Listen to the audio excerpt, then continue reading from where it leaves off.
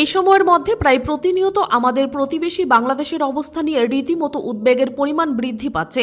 বিশেষ করে সাম্প্রতিক সময়ে যেভাবে সংখ্যালঘু হিন্দুদের উপর আক্রমণ সংঘটিত হচ্ছে, বিভিন্ন জায়গায় আক্রমণের পাশাপাশি নানানভাবে আর্থসামাজিক ব্যবস্থার উপর আঘাত তৈরি হচ্ছে, তার নিরিখে গোটা দেশব্যাপী প্রতিক্রিয়া তৈরি হয়েছে। একই রকমভাবে বাংলাদেশের চলমান অশান্ত পরিবেশ এবং পরিস্থিতি নিয়ে নিজের অভিমত প্রকাশ করতে গিয়ে ত্রিপুরা রাজ্যের বিরোধী দলনেতা সিপিআইএম রাজ্য সম্পাদক জিতেন্দ্র চৌধুরী প্রথমেই বাংলাদেশের অবস্থা নিয়ে গভীর উদ্বেগ প্রকাশ করেন। শ্রী চৌধুরী দাবি করেন, এই সময়ের মধ্যে বাংলাদেশে যেভাবে সংস্কারবাদী ছাত্র আন্দোলনের নামে প্রকৃতপক্ষে স্বৈরাচারী শাসন ব্যবস্থা কায়েম করা হয়েছে, ধর্মনিরপেক্ষতার আদর্শকে ভুলুণ্ঠিত করা হচ্ছে, তা মেনে নেওয়া যায় না। জিতেন্দ্র চৌধুরী বাংলাদেশের একটা অংশ যেভাবে পাকিস্তানে বন্ধু বানাতে গিয়ে ভারতবর্ষকে শত্রু হিসেবে আখ্যায়িত করছে, সেই মনোভাবকে তীব্র ভাষায় ঘৃণা বর্ষণ করেন এবং পাশাপাশি বাংলাদেশ নিয়ে পরিকল্পিত উদ্যোগ গ্রহণ করা আবশ্যক বলে দাবি করেন। এদিকে জিতেন্দ্র চৌধুরী কথা বলার সময় বাংলাদেশের স্বৈরাচারী শাসন ব্যবস্থার সাথে ত্রিপুরা তথা এই দেশে রাষ্ট্রবাদীরা যেভাবে ধর্ম নিয়ে রাজনীতি করছে তার অনেকটাই মিল খুঁজে পাচ্ছেন। সার্বিকভাবে নিজের প্রতিক্রিয়ার মাধ্যমে বাংলাদেশের পরিস্থিতি নিয়ে উদ্বেগ প্রকাশ করার পাশাপাশি জিতেন্দ্র চৌধুরী সম্মিলিতভাবে বাংলাদেশ ইস্যুতে পথে নামার আহ্বান রাখলেন। Bureau report, the live news.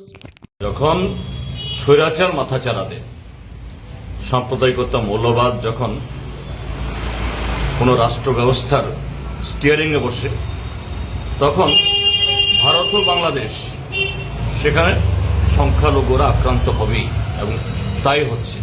আমরা এর নিন্দা জানাচ্ছি। আজকে এই পরিবর্তনের নামে, হাসিনার সরকারের অটোক্রেসির নামে যাদের হাতে সরকার গেছে, তারা বলছে পাকিস্তানই তাদের সবচেয়ে বড় বন্ধু, তাদের সাথে সম্পর্ক স্থাপন করতে হবে। বঙ্গবন্ধু মুজিবুর রহমান তার হাজার হাজার মূর্তি ভেঙে দিল, তার ছবি রাখা যাবে না। এবং সংস্কারবাদী ছাত্র আন্দোলন বা রাজনীতির নামে আজকে যা হচ্ছে, এটা আর এক ধরনের স্বৈরাচার, এবং এই স্বৈরাচার সরাসরি বাংলাদেশের স্বাধীনতার যে চেতনা, মুক্তিযুদ্ধের চেতনা, তার বিরোধী। আর সেই চেতনাই বাংলাদেশে সেখানকার ধর্মনিরপেক্ষ যে শক্তি, এটাকে দুর্বল করছে। সেখানকার সংখ্যালঘু অংশের মানুষ, হিন্দু ধর্মাবলম্বী, প্রায় প্রতিদিন তাদের উপর আক্রমণ ঘটছে, যা আমাদের দেশের মৌলবাদী যারা, এখানকার যারা তথাগত রাষ্ট্রবাদী, প্রায় এই দুটোর মধ্যে একটা মিল দেখা যাচ্ছে। কাজেই আমাদের দেশের বর্তমান রাজনীতির যেমন আমরা ব্যথিত, শঙ্কিত, এর বিরুদ্ধে ঐক্যবদ্ধ হওয়ার কথা বলছি, একইভাবে আমি সীমান্তের এপারে থেকেও আর একটা দেশের রাজনীতিতে হস্তক্ষেপ করার, নাক গলানোর অধিকার আমার নেই। কিন্তু তারপরও একজন যে মানবতাবাদী, অবশ্যই যে কোনো নাগরিকের, যে কোনো দেশের তার অভিমত ব্যক্ত করার অধিকার সেখানে আছে।